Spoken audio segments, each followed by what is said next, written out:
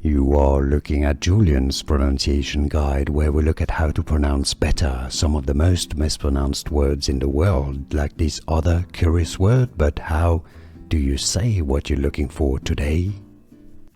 Let's learn how to pronounce the name of this YouTuber and model. Rachel, you knew that. Now her last name is obviously of Italian origin.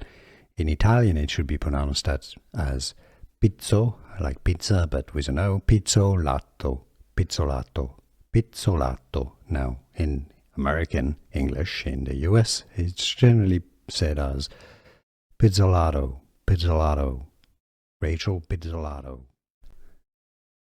Let's learn how to pronounce the name of this YouTuber and model. Rachel, you knew that. Now her last name is obviously of Italian origin.